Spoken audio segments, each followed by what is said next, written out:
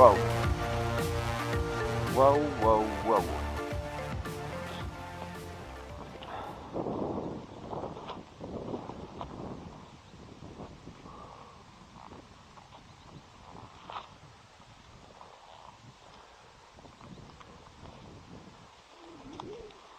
Bon, salut à tous, et bah ça y est, enfin la voilà. Ça faisait quelques temps que je me tâtais un petit peu à savoir ce que j'allais prendre. Comme certains ont pu le savoir et ont pu le suivre, je suis tombé en panne avec le 3,5 Supermoto.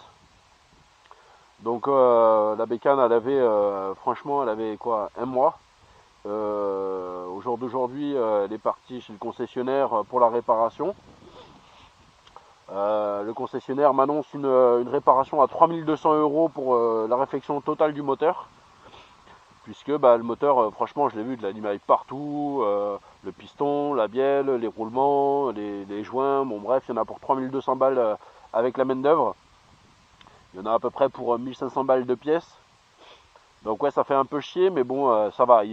On va dire que le fait d'avoir acheté une moto neuve, ça aide un petit peu à ce qu'il fasse un geste commercial aussi au niveau de la facture du KTM.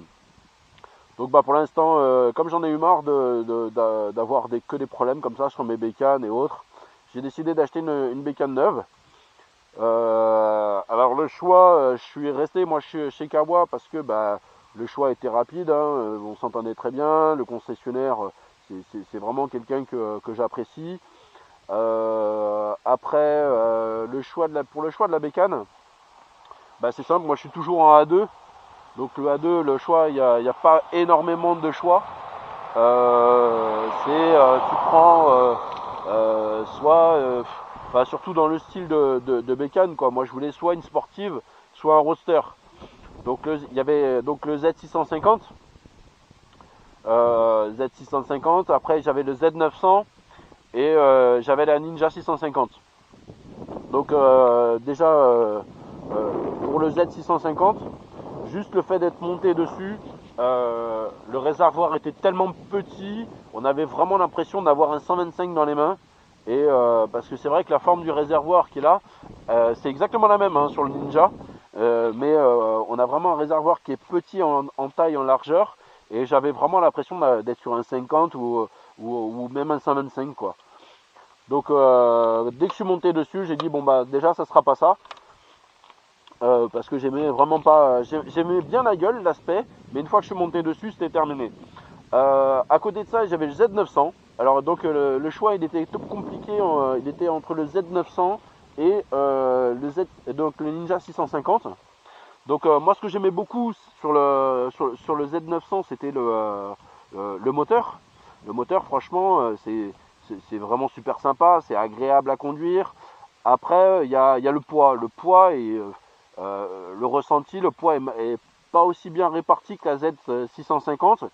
Et ce qui fait que vraiment c'était assez lourd quoi. C'était assez lourd, même quand tu penches, tu sentais que vraiment tu avais le poids qui était là. Après, sur la position était très bonne. Les freins, j'aimais bien aussi. C'est une moto sur laquelle on sent en sécurité. Le jour où j'ai fait l'essai avec ma fille. Et par contre, elle a morflé grave. C'est-à-dire que pendant une demi-heure, on est allé faire l'essai. Elle est arrivée, elle m'a dit papa, j'ai mal au cul quoi.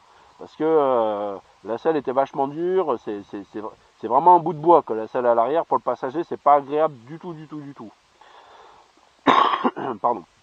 Et puis après, il y avait sur la Ninja 650. Donc on est allé faire l'essai avec le Ninja 650 mais standard, donc avec la selle à l'arrière et autres. On avait donc là la selle était beaucoup plus confortable, la position était beaucoup mieux, c'est-à-dire qu'elle était beaucoup plus proche de moi au niveau du corps que sur le Z900. Le Z900 était très décalé à l'arrière, donc ce qui fait que ça faisait un gros trou entre les deux et franchement c'était pas agréable du tout. Celle-là était beaucoup plus proche et ce qui fait que derrière on se sentait mieux et on arrivait vraiment à faire un et c'était beaucoup plus agréable à rouler à deux sur la Ninja 650.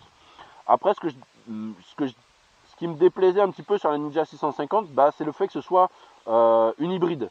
C'est-à-dire qu'en gros, c'est un Z650 maquillé en sportive. Donc on a le carénage du sportif, mais on a la position du roster. Donc je suis resté chez Kawa avec qui je m'entendais très bien, et c'est vrai que la gueule du Ninja, franchement, voilà, il n'y a rien à dire, quoi. C'est hyper agressif, c'est moderne, avec l'écran TFT et tout, c'est super sympa, quoi. Et puis on a quand même cet aspect sportif, quand même si la position elle y est pas, quoi. Donc voilà. Et puis en plus, ils avaient ce modèle-là qui était déjà dispo, qui avait été commandé par un mec qui n'a pas eu le financement. Et donc ils avaient donc cette Ninja-là avec le pack perf. C'est-à-dire le pack perf, donc en gros, tu payes 1600 balles en plus de l'achat de la moto pour avoir donc la ligne Krapovic, la bulle, la coque arrière et un super sticker, enfin un truc pour éviter les rayures du réservoir qui est d'ailleurs très important, je trouve, parce que j'ai vu que sur les modèles de démo, ils avaient tous, pourtant ils avaient quelques bornes, mais ils avaient tous des rayures au niveau du réservoir. Donc je trouvais que c'était pas mal. Et donc ils avaient ce modèle là, et donc en termes de tarifs, ça va, je trouve que je m'en suis bien sorti.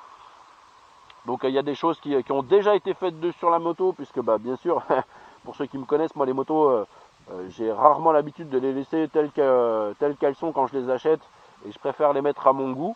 Donc j'ai déjà fait des modifications, notamment bah, j'ai changé ici là, les poignées les courtes, les poignées de tirage court, parce que je trouvais que ils étaient beaucoup plus longs, ils sont vachement disgracieux, ils sont tout gris, bref c'était dégueulasse. Donc j'ai changé, j'ai mis des courts que j'avais déjà commandé, et j'ai mis aussi le support de plaque court. Donc ici, voilà, ça lui donnait une autre gueule. L'autre il descendrait quasiment jusqu'ici. Je trouvais que c'était pas tip top, quoi. Et puis bah après, pour l'instant rien du tout. L'échappement, je pense, bah, comme beaucoup, je vais enlever la chicane, et il y a des chances que j'enlève aussi le kata. Ou bien on verra, peut-être que j'enlèverai simplement le kata, on verra, parce que je veux pas faire trop de bruit non plus. Le but c'est pas non plus de faire du bruit. Mais je me rappelle qu'avec le R6N que j'avais juste avant, le R6N que j'ai eu dès que j'ai eu mon permis, bah, le problème c'est qu'on nous entend pas, quoi. Il n'y a pas de bruit, les voitures nous entendent pas. Alors déjà qu'ils ont du mal à ouvrir les yeux dans le coin. Là ici, c'était vraiment le pire qu'on pouvait avoir. C'est-à-dire que tu as une moto qui fait pas de bruit, et en plus on ne voit quasiment pas, quoi.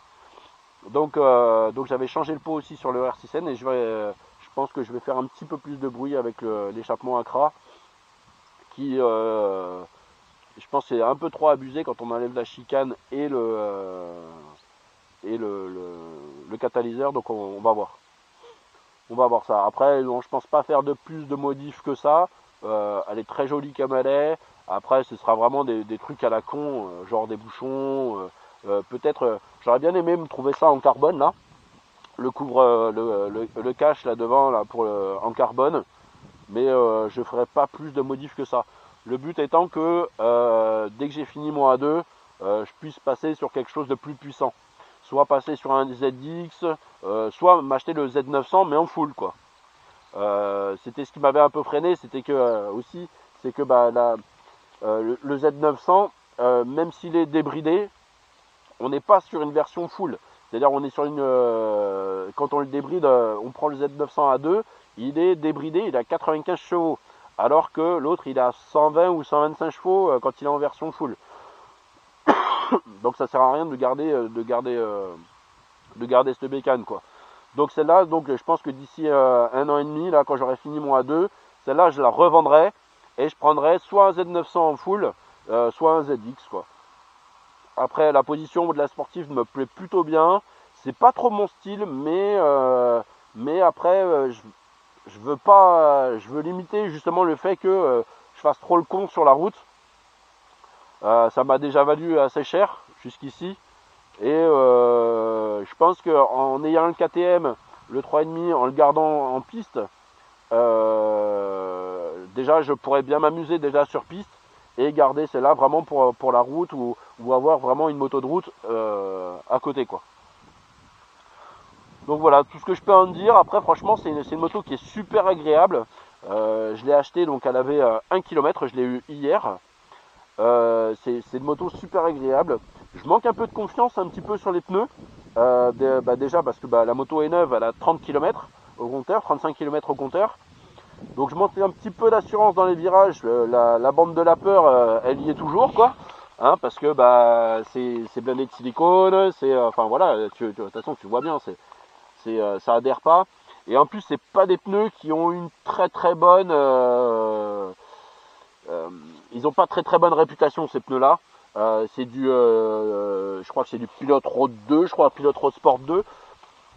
C'est pas des pneus qui ont très bonne réputation.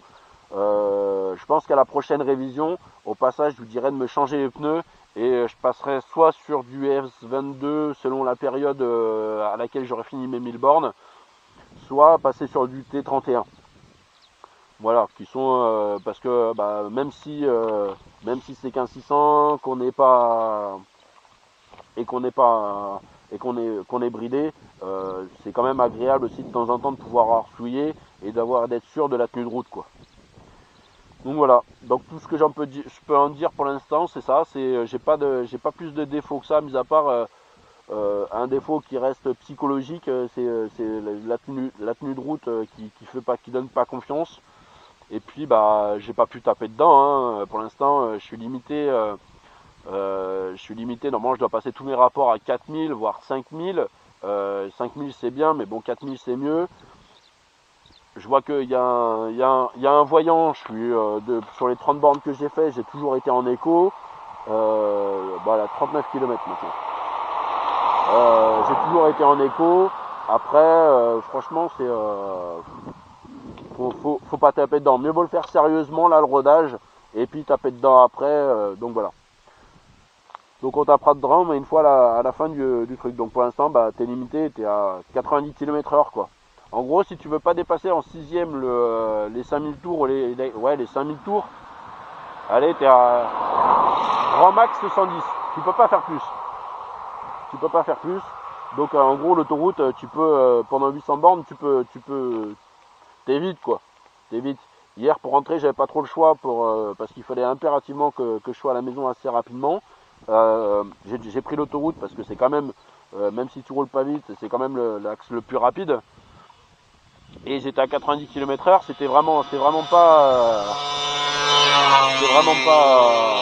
agréable quoi. T'es derrière les poids lourds là. Enfin bon bref. Donc voilà. Donc nous on va aller se promener un petit peu. Et puis on va faire un petit peu de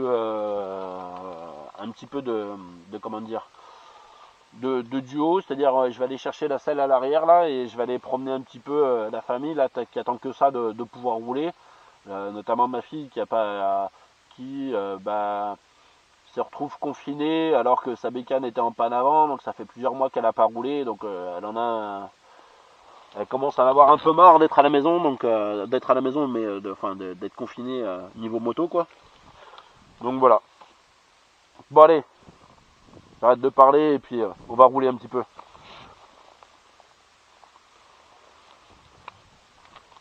Ah si, j'ai commandé aussi là. D'ailleurs il y en a qui savent où je peux trouver ça là. J'avais vu qu'il y avait un mec qui avait trouvé ça aussi sur AliExpress. Les top blocks. J'aimerais bien quand même justement pour me rassurer un peu acheter les top blocks pour les mettre dessus. C'est plutôt important. Le dernier mec que j'ai vu qui s'était pris une pelle avec cette bécane là, il en a eu pour 2000 balles de réparation parce qu'il faut savoir qu'il y a 5 carénages qui composent le latéral. Donc 5 carénages c'est 2000 balles quoi. Donc une pelle 2000 balles ça fait un peu chier, donc si je peux on sait jamais ce qui peut se passer, si on peut éviter d'avoir autant de frais ou de faire passer l'assurance. Ah oui ça pareil, l'assurance hyper important l'assurance. Faut savoir que moi l'assurance, bon, je touche du bois, hein, je touche du singe aussi, je m'en suis jamais vraiment servi. J'ai 0,57 de bonus. Là je suis passé donc par une assurance que beaucoup connaissent pour les motos, donc je dirais même la plus connue, et je paye tout risque avec toutes les options, c'est-à-dire le casque, remboursement du casque, des équipements, l'assistance, toutes les options. Je paye 670 € à l'année. Donc je trouve que pour une bécane en A2, alors que j'ai même pas un an de permis, je trouve que franchement c'est pas cher. 670 €, je trouve que c'est vraiment pas mal. Quand j'entends qu'il y en a qui payent 200 balles d'assurance par mois, je trouve que c'est vraiment pas cher. Voilà. Après peut-être que j'aurais pu le trouver moins cher, je sais pas, hein, mais c'était pas tip top quoi. Non, après franchement c'est vraiment une bonne bécane. On a la consommation, on a la température, les kilomètres.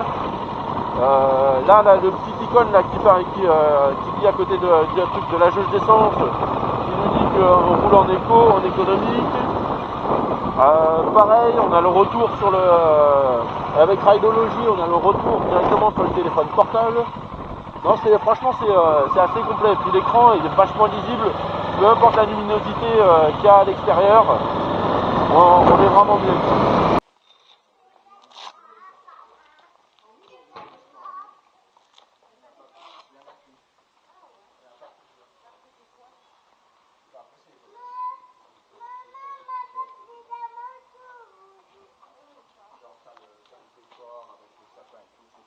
Ça marche le Kawa? Ça marche très bien, ouais. Merci, bonne journée.